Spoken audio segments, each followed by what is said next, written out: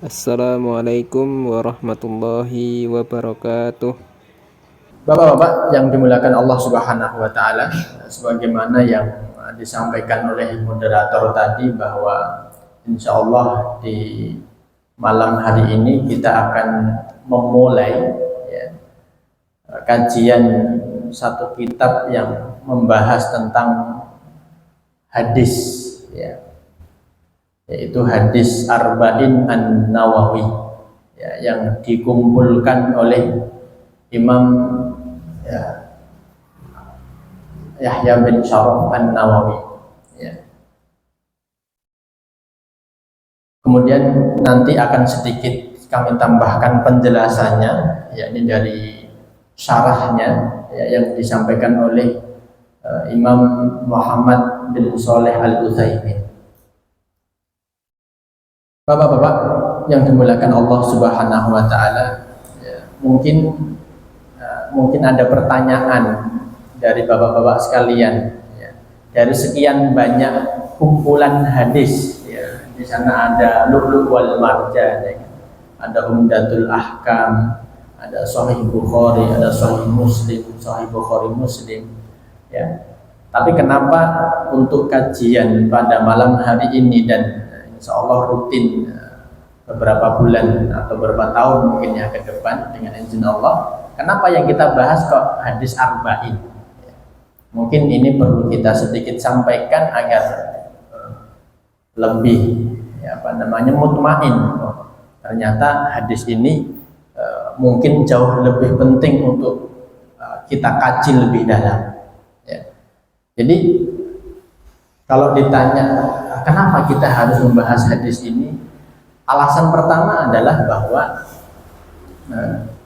hadis ini adalah hadis Arba'in An-Nawawi yang terkumpul di dalamnya 42 hadis, adalah kumpulan hadis yang termasuk dalam kategori Jawami'ul Kalim. Napa niku Jawami'ul Kalim?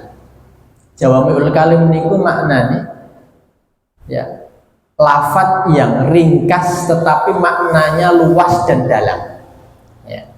Jadi memang kalau kita perhatikan hadis-hadis yang dikumpulkan oleh Imam Nawawi sejumlah 42 hadis ini ya, itu kebanyakan atau bahkan seluruhnya termasuk ke dalam Jawami'ul Kalim. Hadisnya tidak terlalu panjang tetapi maknanya sangat dalam dan luas. Nah, inilah mengapa perlu bagi kita sebagai seorang muslim ya, memprioritaskan setidaknya 42 hadis ini untuk kita kaji lebih dalam. Kemudian alasan yang kedua ya, para ulama menjelaskan bahwa hadis Arba'in An-Nawawi ini itu alaihi madarul Islam. Kata para ulama 42 hadis ini ya, itu adalah hadis yang menyimpulkan secara global gambaran dari agama Islam ya. Artinya apa Bapak Ibu sekalian? Kalau kita menguasai dan mengerti hadis yang dikumpulkan oleh Imam Nawawi, 42 hadis dalam kitab Arba'in An-Nawawiyah ini ya, itu bahkan dikatakan para ulama dia sudah mengetahui Islam secara global ya. Maka ya, dengan kita mempelajari, memahami, apalagi kalau kita sampai kemudian menghafalkan, tentu juga kita kemudian amalkan, maka sungguh luar biasa. Karena 42 hadis ini adalah hadis-hadis yang maknanya sangat dalam dan luas ya. Oleh karenanya ya, penting bagi kita, dan ini menjadi kajian di dalam berbagai lembaga pendidikan. Lembaga pendidikan itu banyak mereka meminta para muridnya, para santrinya itu untuk menghafal hadis arba'in ya, bukan sekedar dihafal tapi juga dipahami maknanya dan berusaha untuk diimplementasikan, direalisasikan dalam kehidupan sehari-hari. Nah, kemudian di antara alasan berikutnya adalah mungkin kalau kita melihat siapa yang mengumpulkan hadis ini ya, Imam Nawawi, atau nama panjangnya itu Yahya bin Syaraf Abu Zakaria An-Nawawi. Ya. Beliau ini adalah seorang ulama besar yang lahir di tahun 631 Hijriah, abad ke-7. Ya. Lahir di daerah yang bernama Nawa, sehingga beliau diberikan kunyah ya, namanya An-Nawawi karena lahir di daerah namanya Nawa. Nawa ini di mana? Di Damaskus. Ya, sekarang kita tahu Damaskus itu ibu kota mana, Pak? Suriah. Ya. Nah, yang menarik dari Imam Nawawi ini apa, Pak? Sehingga kemudian beliau ini memiliki satu karangan yang kemudian sungguh berkah luar biasa, dihafalkan hampir seluruh umat Islam di dunia. Ya. Pertama, beliau ini dari sebelum balik, Pak. Dari sebelum balik itu sudah menghafal Al-Quran. Ya. Bahkan dikisahkan di umur 10 tahun itu, Pak. Ya, oleh salah seorang ulama dikisahkan itu. Umur 10 tahun kan kita tahu namanya anak masih umur 10 tahun kan dunianya main. Tapi Imam Nawawi ini suatu ketika pernah diajak oleh teman-temannya untuk main. Dipaksa bahkan. Ya, karena beliau tidak mau. Beliau sibuk menghafal Al-Quran. Ya. Sampai nangis, dipaksa teman-temannya belajar sampai beliau nangis. Sehingga sambil bermain itu beliau menghafalkan Al-Quran. Ya, ini kemudian dipahami oleh orang tuanya, ini punya potensi besar. Sehingga menginjak dewasa itu perjuangan beliau dalam belajar itu luar biasa, Pak. Dikisahkan bahkan beliau itu selama kurang lebih 2 tahun itu berazam untuk tidak tidur telentang, Pak. Artinya beliau tidak pernah membaringkan badan. Tidur itu dalam kondisi duduk. Dalam rangka apa? Memaksimalkan waktunya untuk belajar. Belajar, dan belajar. Sehingga ya tidurnya sambil belajar. Tidurnya ya ketika dia belajar dalam kondisi duduk. Ya, di riwayat lain juga dikisahkan bahkan beliau sampai makan saja sehari cuma sekali, karena begitu berharganya waktu sehingga kalau makan harus sampai 3 kali itu ya menguras waktu. Ini luar biasa ya. Ya, ada ulama lain namanya Imam Ibnu Aqil itu, Bang. Itu beliau dikisahkan kalau makan itu tidak mau yang keras-keras. Orang dulu kan kalau orang timur itu makannya roti. Kalau mau makan roti nggak mau yang keras, maunya yang lunak. Biar cepat habis, biar cepat segera belajar lagi. Karena makan yang keras dan lunak itu ada selisih waktu, kata beliau. Ini sampai luar biasa. Ya. Jadi Bapak-bapak yang dimuliakan Allah Subhanahu wa taala, dikisahkan lagi dalam satu riwayat beliau ini dalam sehari itu halakoh, hadir di majelis ilmu dengan para masaya itu 12 kali. Dalam sehari itu 12 halakoh beliau ikuti. Bayangkan ya, kalau kita belajar di sekolahan itu kan sampai siang paling cuma 3 jam pelajaran. Ada yang mungkin sampai sore full day gitu ya, paling 4 sampai 5 lah mentok gitu ya. Itu pun sudah mungkin capek, pengennya refreshing. Beliau itu 12 kali hadir di halakoh setiap harinya. Nah, ini luar biasa, beliau betul-betul memanfaatkan waktunya untuk sibuk belajar. Lebih mengesankan lagi, beliau sampai rela membujang, tidak menikah. Bukan berarti beliau tidak mau menikah sebetulnya, bukan berarti beliau tidak suka menikah, bukan. Tetapi apa? Karena beliau lebih memilih untuk memaksimalkan waktunya belajar.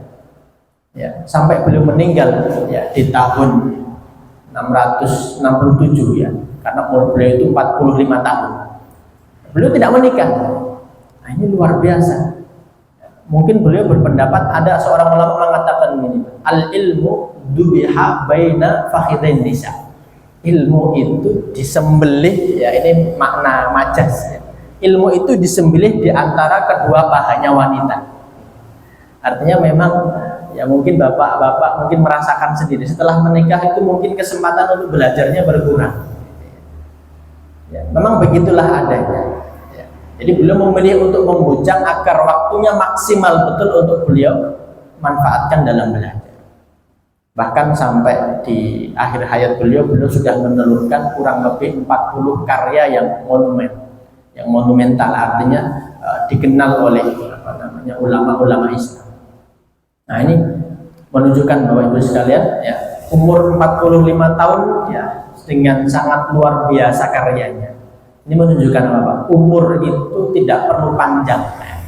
Ya, kalau kita kan memahami bahwa umat Nabi Muhammad ini tidak lebih dari 60 sampai 70 tahun, tapi beliau ini bahkan lebih kurang, 45 tahun sudah dipanggil oleh Allah Subhanahu wa taala.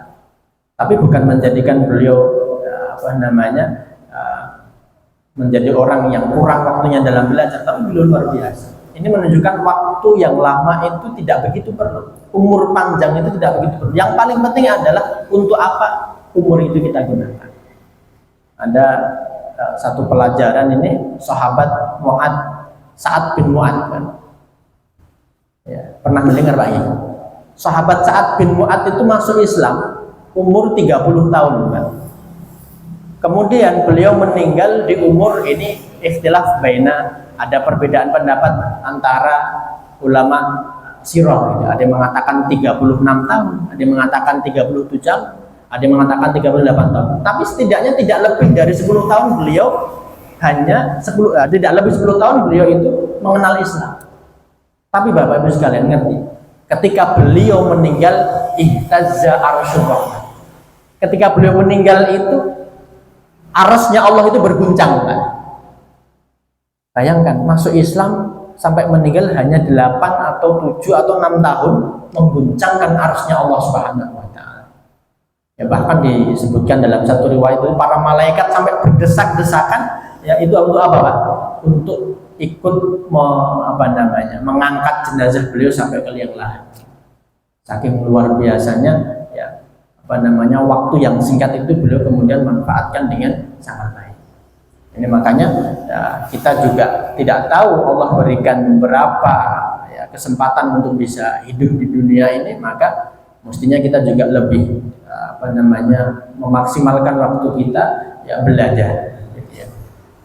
Nah mudah-mudahan dengan bermajelisnya kita malam hari ini menjadi salah satu bukti bahwa kita ini masih mengusahakan diri untuk senantiasa belajar ya, agar menjadi hujah di hadapan Allah Subhanahu wa taala. Kemudian langsung saja ya, kita masuk kepada hadis yang pertama ya, hadis tentang niat ya. Ya, karena memang pada umumnya hadis-hadis yang dikumpulkan oleh para ulama dalam berbagai macam kitab itu dimulai dengan hadis tentang niat ya. Saya bacakan hadisnya, kemudian nanti kita sedikit berikan penjelasan dari setiap kalimatnya. Ini. Hadis yang pertama, an Amirul Mukminin Abi Hafsin Umar bin Al-Khattab radhiyallahu anhu qala sami'tu Rasulullah sallallahu alaihi wasallam. Hadis ini dari sahabat Umar bin Khattab, ya Amirul Mukminin. Beliau mengatakan, saya mendengar Rasulullah sallallahu alaihi wasallam bersabda, "Innamal a'malu binniyat wa innamal likulli imri'in ma nawa." Sesungguhnya setiap perbuatan itu tergantung pada niatnya. Wa innamal likulli imri'in ma nawa, dan hanyalah ya setiap manusia, setiap orang itu mendapatkan apa yang dia niatkan. Faman kanat hijratuhu ila Allah wa rasulih fa hijratuhu ila Allah wa rasulih. Barang siapa yang hijrahnya untuk Allah dan Rasulnya, maka hijrahnya itu untuk Allah dan Rasulnya. Wa man kanat hijratuhu lid dunya yusibuha aw imra'ati yanqihuha fa hijratuhu ila ma hajara ilaihi. Barang siapa yang hijrahnya untuk urusan dunia atau untuk seorang wanita yang ingin dia nikahi, maka hijrahnya hanyalah untuk apa yang dia niatkan. Bapak-bapak yang dimuliakan Allah Subhanahu wa taala, ya, kita coba perdalam memaknai atau makna dari kata innamal a'malu binniyat. Kata innama ini menurut ulama dalam ilmu balaghah itu punya faedah, punya maksud. Kata innama itu tufidul hasr. Kata innama itu fungsinya adalah untuk membatasi, Pak. Maksudnya apa? Innamal a'malu binniyat, bahwa ya perbuatan itu dianggap benar, perbuatan itu dianggap salah, ya. Yang menjadi timbangan apa? Ya niat. Kalau niatnya benar, maka amalannya bisa benar. Kalau niatnya salah, maka ya amalannya salah. Sehingga yang menjadi patokan adalah niatnya, hanya dibatasi dalam niat, tidak pada yang lain. Nah, ini menunjukkan ya bahwa ya, sebesar apapun amalan yang kita kerjakan, kalau niatnya salah, ya, maka tidak ada artinya. Ya, sebesar apapun dan semulia apapun amalan yang kita kerjakan, kalau niatnya salah, jadi tidak ada artinya di hadapan Allah Subhanahu wa Ta'ala. Kemudian di kalimat setelahnya,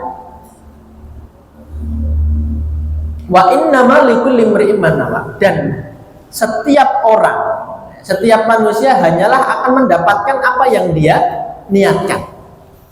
Nah, ini artinya apa, Pak?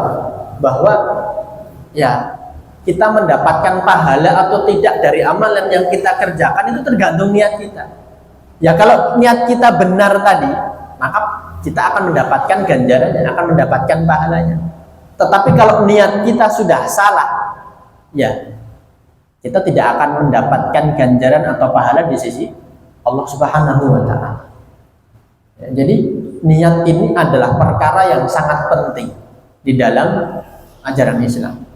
Maka niat ini harus menjadi hal yang betul-betul kita perhatikan. Ya, bukan niat dalam setiap amal. Amal itu maksudnya bukan hanya sekedar amal anggota tubuh saja, Pak, termasuk lisan. Jadi Syekh Shalih Al-Utsaimin ini belum menjelaskan bahwa amal yang dimaksud di sini adalah ada amal qulub, ada amal hati. Kita bertawakal kepada Allah, rasa takut, rasa sedih, itu adalah bagian dari amal kita. Kemudian amalul lisan, ucapan yang kita ucapkan, perkataan yang kita ucapkan itu adalah amal kita. Kemudian anggota tubuh kita, tangan kita, kaki kita bergerak itu adalah amal kita. Sehingga setiap apa yang kita kerjakan, yang kita ucapkan, yang kita kerjakan, bahkan yang kita rasakan dalam hati, itu adalah ya patokannya pada niat kita. Itu akan menjadi pahala kalau niat kita benar. Ya. Jadi Bapak-bapak yang dimuliakan Allah Subhanahu wa Ta'ala. Kemudian di kalimat setelahnya, faman kanat hijratuhu ilallahi wa rasulih fa hijratuhu ilallahi wa rasulih. Barang siapa yang hijrahnya untuk Allah dan Rasulnya, maka hijrahnya adalah untuk Allah dan Rasulnya. Ini Rasulullah menggambarkan niat yang benar itu yang semacam ini. Orang yang kalau berhijrah itu adalah niatnya adalah untuk Allah dan Rasulnya. Ini Rasulullah memberikan satu contoh amalan yang mulia, Pak. Hijrah itu adalah amalan yang mulia. Allah Subhanahu wa Ta'ala pernah berfirman dalam surat An-Nisa itu, Pak, ya, wa may yuhajir fi sabilillah lam yajid fil ardi muragaman katsiran wasa. Barang siapa yang berhijrah di jalan Allah, ya, maka pasti dia akan mendapatkan tempat hijrah yang luas dan rezeki yang melimpah. Jadi orang yang berhijrah itu sudah dijamin oleh Allah Subhanahu wa Ta'ala, pasti akan dilimpahkan rezekinya oleh Allah Subhanahu wa Ta'ala. Ini diantara mulianya amalan daripada hijrah. Sehingga kenapa ini dijadikan contoh oleh Rasulullah dalam sabda tadi? Karena hijrah itu adalah amalan yang mulia. Nah, hijrah itu kalau mau kita perjelas lagi, hijrah itu ada dua macam, Pak. Ada hijrah yang maknanya berpindah dari satu tempat ke tempat lain. Hijrah itu kalau secara bahasa Arab itu namanya at-tark. Tark itu maknanya meninggalkan. Meninggalkan satu tempat menuju ke tempat lain, itu namanya hijrah. Ada juga makna hijrah itu meninggalkan perkara atau perbuatan yang buruk sehingga menuju kepada perbuatan yang baik. Itu juga dikatakan hijrah. Itu hijrah yang maknanya sering kita dengar, ya. Ada orang berhijrah itu maksudnya biasanya kan orang meninggalkan perbuatan maksiatnya. Orang yang sudah bertobat dari perkara riba, itu artinya dia hijrah. Orang yang meninggalkan hal-hal yang dilarang, minum khamr, berjudi misalnya, itu namanya bisa dikatakan hijrah. Hijrah dalam arti meninggalkan perbuatan buruk menuju kepada perbuatan yang baik.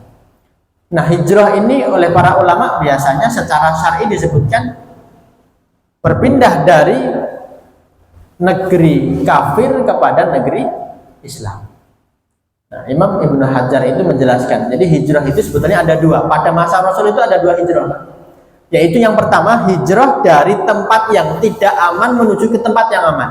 Contohnya hijrahnya Rasul ketika hijrah kemana Pak? Ke Habasyah. Dari Makkah ke Habasyah. Di Makkah ketika itu mendapat banyak cacian, ya, banyak gangguan sehingga tidak leluasa untuk menjalankan syariatnya. Rasulullah memerintahkan kepada para sahabat untuk hijrah ke Habasyah. Karena di Habasyah ini meskipun juga sebetulnya negara atau tempat yang pimpin orang-orang Nasrani sebetulnya, tetapi lebih aman. Kemudian hijrah yang kedua adalah berpindah dari negeri kafir menuju negeri Islam. Nah, ini yang dipraktekkan oleh Rasulullah, hijrah dari mana? Makkah menuju Madinah. Ya. Jadi, ini hijrah itu adalah berpindah dari satu tempat di mana ketika di tempat itu tidak bisa mengerjakan syariat Islam dengan leluasa menuju ke tempat yang lebih aman. Ya. Maka kalau ditanya hijrah ini hukumnya apa? Wajib. Bagi orang yang berada di tempat tidak bisa menjalankan syariatnya dengan baik, ya, maka dia wajib hukumnya hijrah ke tempat yang dia bisa menjalankan syariatnya dengan baik. Maka hijrah ini adalah termasuk dari amalan yang mulia, sehingga Rasulullah jadikan sebagai contoh dalam konteks innamal a'malu binniyat. Kemudian kita lanjutkan redaksi hadisnya, faman kanat hijratuhu lidunya yusibuha aw imra'atin yanqihuha fa hijratuhu ila ma hajara ila. Barang siapa yang hijrahnya untuk dunia atau untuk wanita yang ingin dia nikahi, berhijrah karena mengejar seorang wanita ingin dia nikahi, maka hijrahnya ya untuk apa yang dia niatkan. Ya. Ini menunjukkan apa, Pak? Bahwa ya, ibadah apapun ketika diniatkan untuk Allah Subhanahu wa taala itulah ibadah yang benar. Jadi Rasulullah memberikan contoh. Ibadah yang benar adalah ketika niatnya diniatkan untuk Allah dan Rasul. Ya. Dan setiap ibadah yang kalau diniatkan untuk perkara duniawi, untuk perkara yang duniawi yang dia inginkan, mencari uang gitu ya, mencari seorang wanita atau niat-niat duniawi lainnya, ya, maka dia hanya akan mendapatkan ya tadi apa yang dia niatkan. Ini Rasul mencontohkan ini sebetulnya niat yang tidak benar. Niat yang benar adalah ketika amalan itu diniatkan untuk Allah Subhanahu wa taala, bukan untuk yang lain, bukan untuk urusan-urusan duniawi. Ya. Nah, Bapak-bapak yang dimuliakan Allah Subhanahu wa taala, ada hal menarik dari redaksi hadis ini yang kemudian disebutkan dalam syarahnya oleh Syekh Muhammad bin Shalih Al-Utsaimin. Ketika Rasulullah menyebutkan faman kanat hijratuhu ilallahi wa rasulih fa hijratuhu ilallahi wa rasulih, diulang kalimatnya, Pak. Ilallahi wa rasulih. Tetapi ketika lafaz yang kedua faman kanat hijratuhu lidunya yusibuha aw imra'atin yankihuha, kalimatnya tidak diulang, fa hijratuhu ila ma hajara ilaih. Jadi kenapa ketika niatnya untuk Allah diulang kalimatnya, sedangkan dalam niat untuk dunia tidak disebutkan fa hijratuhu lidunya yusibuha aw imra'atin yankihuha, tidak disebutkan itu, tapi fa hijratuhu ila ma hajara ilaih. Ini ada makna tersendiri, Pak. Menurut Syekh Utsaimin belum mengatakan fungsinya apa? Adalah tahqiru ma hajara ilaihi hadar rajul. Menghinakan apa? Tujuan daripada hijrah orang tersebut. Ini artinya apa? Bahwa orang kalau hijrah niatnya adalah untuk duniawi, niatnya adalah untuk seorang wanita yang ia nikahi, ya, itu adalah niat atau tujuan yang hina di dalam syariat. Jadi ini konteksnya bukan hanya dalam hijrah, semua ibadah, artinya semua amalan, semua ibadah kalau niatnya hanyalah untuk duniawi, niatnya adalah untuk sesuatu yang tidak ada kaitannya dengan akhirat, maka syariat menganggap perkara itu adalah tujuan yang hina. Jadi Bapak-bapak yang dimuliakan Allah Subhanahu wa taala, kalau kita ingin mendapatkan betul-betul kemuliaan, Tentu kita beramal soleh itu kan yang kita harapkan adalah ridha Allah Subhanahu wa taala. Kita mengharapkan kedudukan yang tinggi di sisi Allah Subhanahu wa taala. Maka harus kita betul jaga niat kita. Setiap amal yang kita kerjakan harus kita niatkan untuk Allah Subhanahu wa taala. Bapak-bapak yang dimuliakan Allah Subhanahu wa taala. Kemudian Syekh Utsaimin beliau menjelaskan ada beberapa fungsi, ada beberapa maksud, ada beberapa tujuan daripada niat ini. Ada dua kata beliau. Niat itu faedah atau fungsi yang pertama adalah tamyizul adati minal ibadah. Kata beliau, fungsi dari niat ini apa? Kenapa kita harus niat? Kata beliau pertama adalah membedakan kebiasaan dengan ibadah. Karena bapak-bapak sekalian, ada ibadah itu yang mirip dengan kebiasaan kita. Contohnya mandi. Mandi itu ada yang bernilai ibadah, ada yang hanya sebagai sebuah kebiasaan. Mandi kalau niatnya agar mendapatkan kebersihan, niat mandi agar seger, itu hanyalah kebiasaan. Tetapi kalau mandi itu diniatkan untuk mandi janabah, karena dia sehabis melaksanakan hadas besar kemudian dia mandi janabah, ada pahala di situ.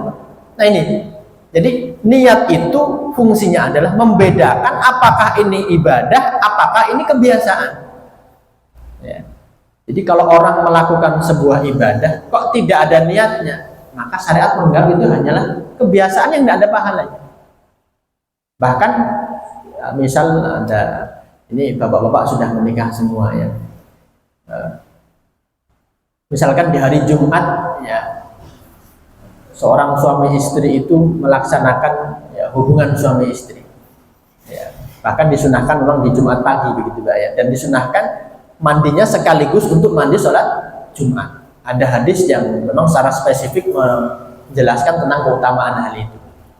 Nah kalau bapak ibu sekalian ya, habis kemudian melaksanakan hubungan suami istri, ditunda mandinya nunggu nanti ketika mau Jumatan. Ketika mandi untuk sholat Jumat, lupa dia, nggak diniatkan untuk mandi janabah. Karena dia mau berangkat sholat Jumat, dia mandi. Pertanyaannya, sholat Jumatnya sah enggak? Enggak sah. Nah ini bahayanya. Kalau melaksanakan satu aktivitas tidak disertai dengan niat, jadi enggak sah. Jadi tidak bernilai ibadah. Ini bahaya Pak. Ya. Yang biasa menunda mandinya sampai nantilah sekalian sholat Jumat. Begitu mandi untuk sholat Jumat, lupa nggak diniatkan mandi untuk janabah. Ibadah Jumatnya tidak sah, dia harus mengulangi lagi. Yang ulangnya nanti harus sholat zuhur. Ya, sebelum itu harus mandi lagi dengan niatnya mandi janabah. Nah ini, maka fungsi daripada niat adalah membedakan kebiasaan dengan ibadah. Ada orang makan, Mbak. Orang makan sekedar ingin mengganjal perut, sekedar agar perutnya terisi. Ada orang makan niatnya agar saya bisa lebih kuat beribadah kepada Allah, agar saya lebih kuat belajar. Beda dengan orang yang hanya sekedar makan untuk mengisi perut. Nah ini bedanya.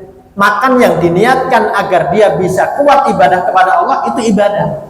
Tetapi kalau makan hanya sekedar mengisi perut kosong itu ya kebiasaan, tidak ada nilai ibadahnya. Maka Bapak Ibu sekalian, para ulama mengatakan adatu ibadatu ahlil ghaflah adat. Ya, wa adatu ahlil yaqdah ibadah. Apa maksudnya? Ibadahnya orang yang lalai itu hanyalah kebiasaan. Orang yang ibadah sholat 5 waktu, tapi dia nggak pernah perhatian terhadap niatnya Pak. Yang penting yaitu kewajiban jalankan begitu saja.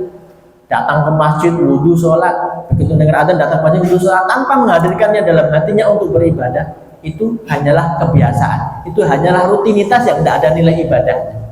Kewajibannya gugur iya, tetapi apa ada pahalanya? Tidak. Ya. Ini kalau orang yang lalai itu ya menganggap itu hanya sebagai rutinitas. Ini pentingnya kita betul-betul sadar bahwa kalau melaksanakan ibadah betul-betul niatkan kita sedang beribadah kepada Allah Subhanahu. Kemudian yang kedua fungsinya adalah bahwa niat itu fungsinya adalah untuk apa? Fungsinya tamyizul ibadah ba'diha an ba'd, membedakan antara satu ibadah dengan ibadah lain. Ada orang Pak, sholat 2 rakaat, itu pahalanya bisa beda. Jenengan ya bangun sebelum subuh, wudu, mendengar adzan subuh, kemudian masuk ke dalam masjid, sholat 2 rakaat. Ya, ada orang yang niatnya tahiyatul masjid, ada orang yang niatnya qobliyah subuh, pahalanya beda nggak? Beda. Orang yang hanya sekedar niatnya tahiyatul masjid, begitu qomat langsung salat subuh, dia tidak mendapatkan keutamaan hadis Nabi, rakaatul fajri khairun minad dunya wa ma fiha. Beda ya. Yang satu melaksanakan sholat niatnya adalah qobliyah subuh, dia mendapatkan pahala sebesar apa Pak? Dunia dan seisinya, lebih baik daripada dunia dan seisinya. Sama-sama melaksanakan ibadah, sama-sama sholat 2 rakaat, tapi niatnya beda, pahalanya jauh berbeda. Nah ini, jadi niat itu sangat penting sekali untuk membedakan ini ibadah yang dimaui apa. Nah, sehingga ya niat itu nanti bisa, menurut sebagian ulama, boleh merangkap Pak. Contohnya misalnya habis sholat, habis wudhu, kemudian masuk masjid, kan kemungkinannya ada 3. Dia sholat sunnah ba'dal wudhu, atau dia sholat sunnah tahiyatul masjid, atau sholat sunnah qobliyah. Kalau orang ya sekedar niat, ini niatnya tahiyatul masjid saja, ya sudah pahalanya pahala tahiyatul masjid. Ada orang tahu ilmunya, saya ini sholat 2 rakaat, saya niatkan sekaligus ba'dal wudhu, sekaligus niat tahiyatul masjid, sekaligus niat qobliyah. Itu sekali sholat 2 rakaat mendapatkan 3 pahala. Nah ini pentingnya kalau kita mengerti niat. Ini fungsi daripada niat adalah membedakan satu ibadah dengan ibadah yang lain. Maka Bapak-bapak yang dimuliakan Allah Subhanahu wa taala, ini penting bagi kita bahwa ketika melaksanakan ibadah itu kita harus betul-betul sadar. Kalau kita sudah masuk masjid itu tinggalkan semua urusan dunia. Kita fokus kepada ibadah. Ya, kadang-kadang kita ini ya, masuk ke masjid itu masih membawa urusan duniawi, kadang-kadang masih banyak urusan dengan pekerjaannya gitu. Sampai lupa ya takbir itu ya sekedar ikut imam takbir Allahu Akbar, tidak menghadirkan niat. Nah, ini bahaya Pak. Ya, bahaya kenapa Pak? Jangan sampai kita merasa selama ini sudah ibadahnya pol-polan, bukan hanya wajib kita kerjakan, sunnah juga kita kerjakan ya, tapi ternyata itu hanyalah rutinitas yang tidak bernilai ibadah. Maka Bapak sekalian, jangan ya, saya ibaratkan jangan sampai kita mengisi sebuah bejana yang bocor bawahnya. Bejana atau tong ini yang bocor bawahnya, mau diisi air sebanyak apapun, ada sisanya nggak kira-kira? Tidak ada. Maka begitu, kalau kita beramal sebanyak apapun tapi kita lupa, ternyata niat itu yang menjadi pokoknya, yang menjadi timbangan apakah amalan kita diterima oleh Allah atau tidak. Kita lupa hal itu ya, ternyata itu hanyalah sia-sia. Allah Subhanahu wa taala berfirman dalam surat Al-Furqan itu, wa qadimna ila ma amilu min amalin faja'alnahu haba'an mansura. Kata Allah ya, dan saya tampakkan amal yang kalian kerjakan ketika di dunia ya, faja'alnahu haba'an mansura. Kemudian saya jadikan amalan itu sebagai apa? Debu yang berterbangan. Ya, apa maksud dari debu berterbangan Pak? Imam Al-Baghawi ketika menafsirkan itu mengatakan maksud dari haba'an mansura, debu yang berterbangan adalah amalan tadi sia-sia, tidak ada pahalanya sedikit pun, tidak tersisa. Ya, ini bahayanya Pak. Kalau kita ini lalai, tidak betul-betul sadar akan ibadah-ibadah yang kita kerjakan. Ya, jangan sampai kemudian ketika kita dihadapkan oleh Allah Subhanahu wa taala ketika di hari akhir, kita merasa sudah melaksanakan sholat, kita merasa sudah puasa, silaturahim, ya, zakat, ya, sedekah, semua amal soleh, ya, merasa sudah kita kerjakan, ternyata tidak ada nilainya di hadapan Allah Subhanahu wa taala. Ini bahaya. Ya. Jadi memperhatikan niat kita ini sangat penting sekali. Kalau kita bertanya, loh, kok Allah nggak adil? Kadang-kadang ada orang yang tanpa sadar mengatakan dalam hati, wah aku sudah ibadah pol-polan, ya, kok ternyata tidak ada nilainya, tidak ada pahalanya. Jadi kalau logikanya begini Mbak, kalau ada orang, ini orang misalnya menjadi pekerja Bapak, pelayan, gitu ya. Jenengan suruh minta buatkan makanan, suruh masak. Ternyata dia masak bukan untuk jenengan, tapi untuk orang lain. Kira-kira layak digaji enggak? Layak digaji enggak? Enggak layak. Nah, kalau kita ibadah, ya Allah minta agar ibadah itu untuk Allah, tapi kita ibadah untuk yang lain. Ibadah agar dilihat orang lain, ibadah agar didengar orang lain, ibadah agar dianggap alim oleh orang lain. Layak nggak dapat pahala? Nggak layak. Makanya ini penting, menjaga keikhlasan kita, menjaga niat kita agar niat kita tetap tetap ikhlas. Ya, kita betul-betul niatkan untuk Allah Subhanahu Wa Taala. Ini adalah perkara yang sangat penting. Ya, maka Bapak yang dimuliakan Allah Subhanahu Wa Taala. Ya, Imam Ibnu Katsir ketika menafsirkan ayat tadi, ya, wa qadimna ila ma amilu min amalin faja'alnahu haba'an mansura. Beliau mengatakan bahwa amalan itu tidak akan diterima oleh Allah Subhanahu Wa Taala kecuali dia memenuhi dua hal. Ya, apa itu? Yang pertama adalah ibadah atau amalan itu dikerjakan niat ikhlas karena Allah Subhanahu Wa Taala. Ya. Yang kedua, amalan itu adalah amalan yang memang diajarkan dan dituntunkan oleh Nabi Muhammad SAW. Ini artinya apa Bapak Ibu sekalian? Orang yang mungkin sudah ikhlas amalnya, tetapi ternyata amalnya tidak pernah diajarkan oleh Rasul, tidak ada nilainya. Sebaliknya, orang mungkin ya tadi amalan-amalan yang menjadi kewajiban, amalan yang dicontohkan oleh Rasulullah SAW, ini adalah sunnah-sunnah Rasul, tetapi tidak diikuti dengan keikhlasan, tidak ada nilainya di hadapan Allah Subhanahu Wa Taala. Maka Bapak yang dimuliakan Allah Subhanahu Wa Taala, dua hal ini harus kita pegang. Imam Muhammad bin Shalih Al-Utsaimin ketika menjelaskan hadis ini, ya salah satu intisari yang beliau sampaikan adalah bahwa hadis ini menjadi pokok daripada Islam. Ya. Jadi pokok dari ajaran Islam itu hanya bermuara dari dua hadis. Yang pertama adalah innamal a'malu binniyat dan seterusnya. Hadis yang kedua adalah hadis dari Ibunda Aisyah. Ya. Man amila amalan laisa alaihi amruna fahuwa. Barang siapa beramal, barang siapa melaksanakan sebuah ibadah yang tidak pernah diajarkan oleh Rasulullah SAW, maka dia tertolak. Maka dua hal ini harus menjadi pegangan kita, Pak. Ini yang menjadi pokok ya dalam ajaran kita, bahwa melaksanakan amalan itu harus kita pastikan amalan ini pernah diajarkan oleh Rasul dan harus kita betul usahakan untuk betul-betul niat ikhlas lillahi ta'ala. Ya. Maka ya, hadis yang pertama dalam kitab hadis Arba'in An-Nawawi ini adalah hadis yang sangat penting sekali. Ya. Maka mari ya, kami mengajak kepada Bapak-bapak sekalian dan kepada kami pribadi untuk betul-betul sadar akan setiap pekerjaan yang kita kerjakan.